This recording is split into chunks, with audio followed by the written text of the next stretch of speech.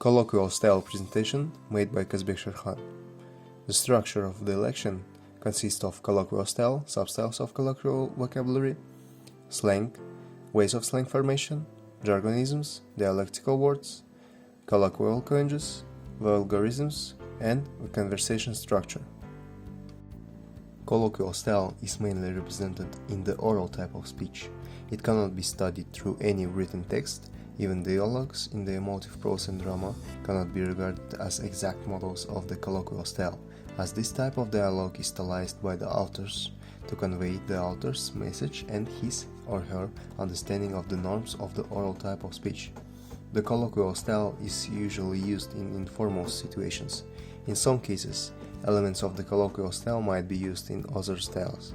The elements of colloquial style can be found in the belletristic style to depict natural communication. Colloquial style, like all other styles, has its own lexical and syntactic peculiarities. From the lexical point of view, colloquial communication abounds in jargonisms, dialectical words, vulgarisms, and colloquial coinages. There is no precise definition for the notion slang. Nevertheless, defining the slang term, linguists agree that any slang has the following features. Number 1. Slang is a part of casual, informal style of language use. The term slang traditionally has a negative connotation. It is often perceived as a low or vulgar form of a language and is considered to be out of place in formal styles of language. Second, slang changes quite rapidly. Some terms can enter a language rapidly, then fall out of fashion in a matter of a few years or even months. And the third is, slang is usually associated with particular social groups such as teenage slang, criminal slang, drug culture slang.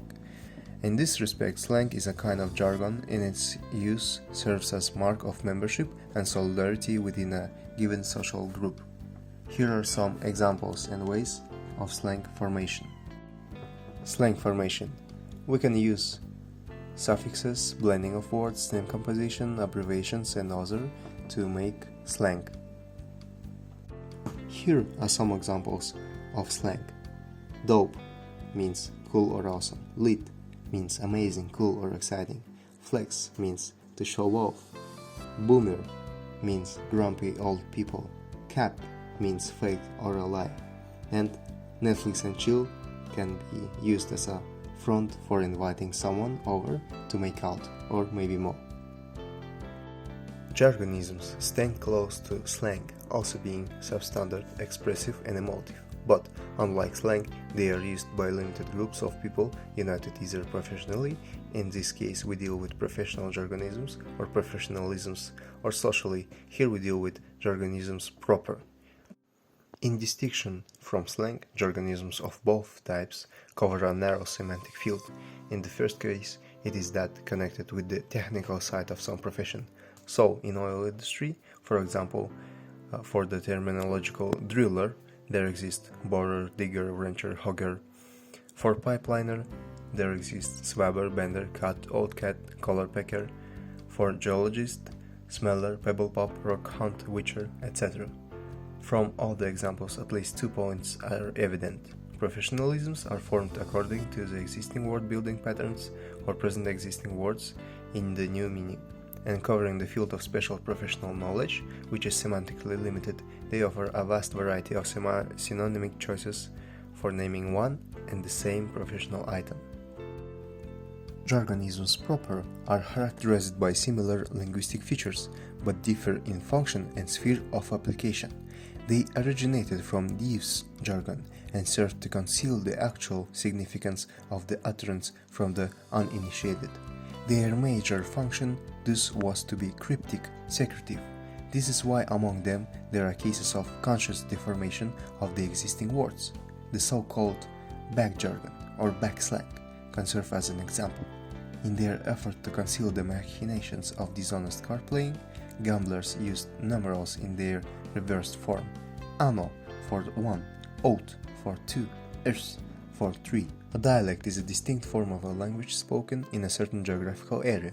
This notion is usually implied to the regional dialect. Along with the regional dialect, there exists social and ethnic dialects.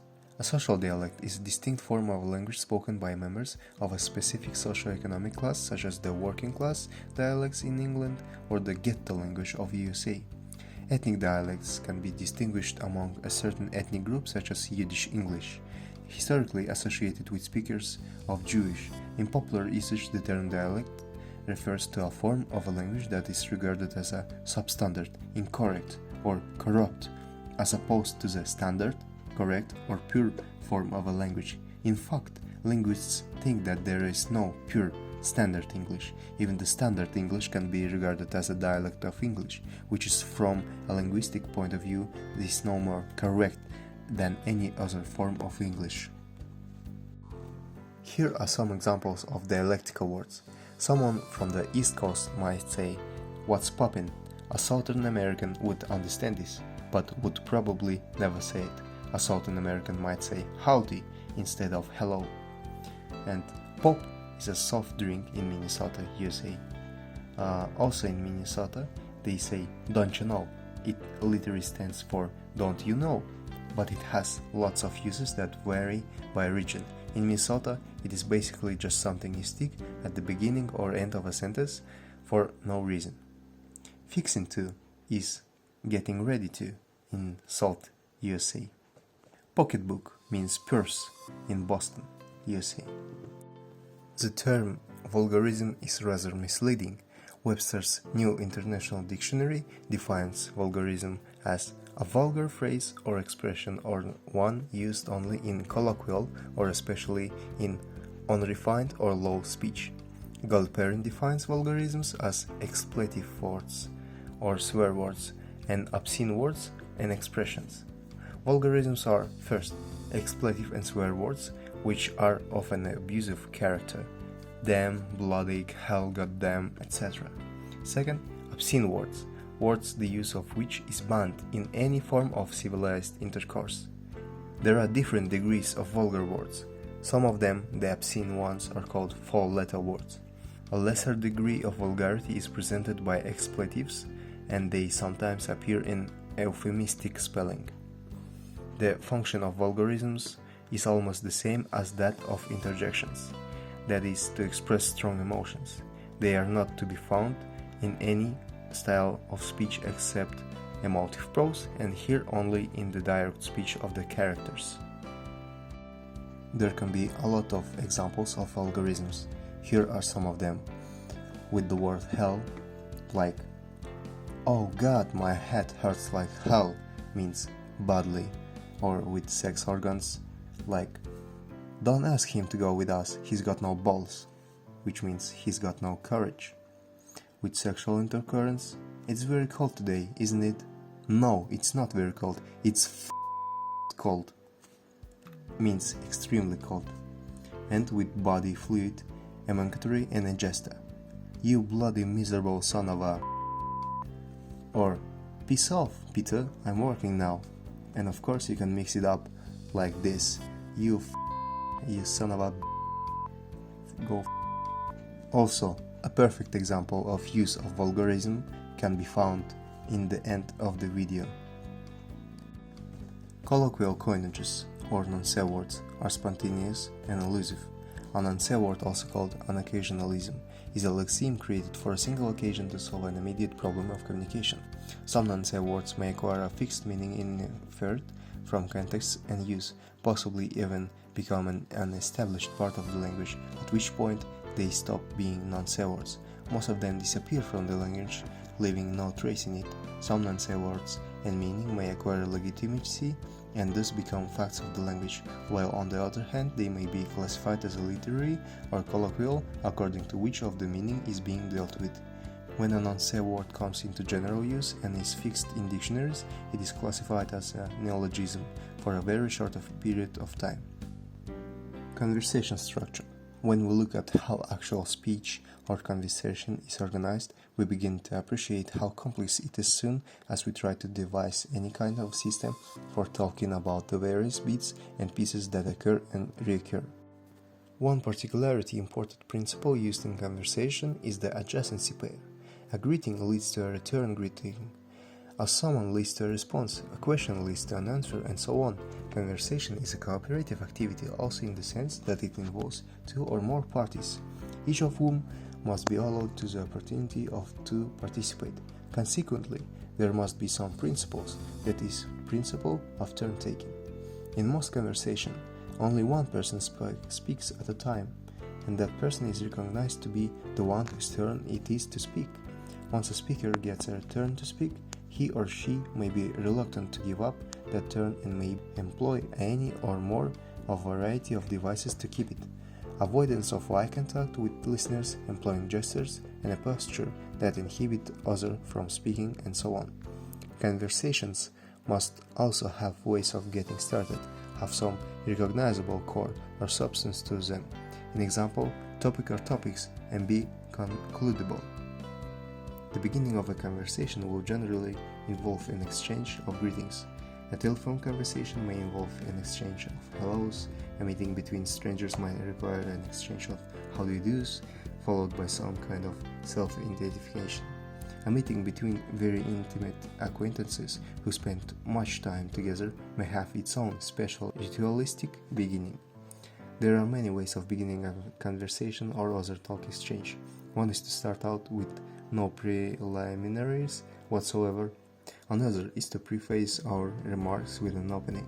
For instance, there are a number of attention getters used at the beginning of a conversation, such as hey John, excuse me. Once we have the hearer's attention, we might then use a conversational parenthetical such as listen, but probably the most common opening in casual conversation is the greeting. Basically, a greeting is an expression of pleasure at meeting someone. Greetings may be casual, hello, how are you, informal, hi, what's up, and formal, good day, Mr. Smith. Topic or topics of the conversation. Once conversation have been initiated and the opening forms have been exchanged, it will be necessary to establish a topic or topics on which to talk. In a telephone conversation, for example, you assume that it is the caller who has the definite topic in mind. If a telephone caller does not have a specific topic in mind, he or she must quickly mention this fact in some way. If the caller attempts to complete the call without either bringing up a topic or explaining that it was a call without a pre-designated topic, the party called is likely to feel somewhat confused. Turn-taking. The person who starts speaking after the greetings are over, in fact, initiates the substance of the conversation by taking the next turn.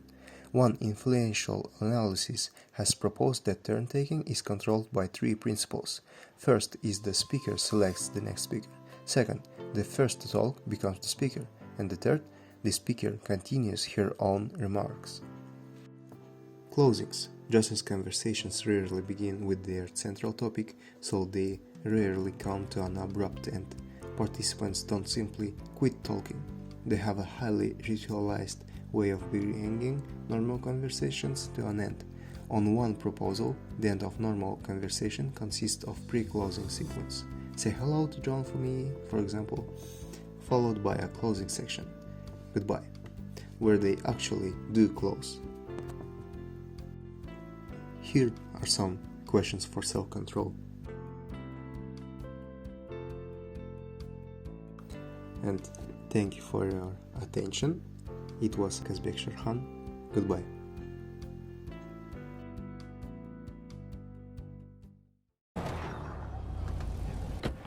What's up? Can a low come up in your crib? Man, fuck you. I'll see you at work. Oh, nigga, don't hate me because I'm beautiful, nigga. Maybe if you got rid of that old yee-yee ass haircut you got, you get some bitches on your dick. Oh, better yet, maybe Tanisha will call your dog ass if she ever stop fucking with that brain surgeon, the lawyer she fucking with. Nigga. What? Oh, motherfucker. Ooh, honey.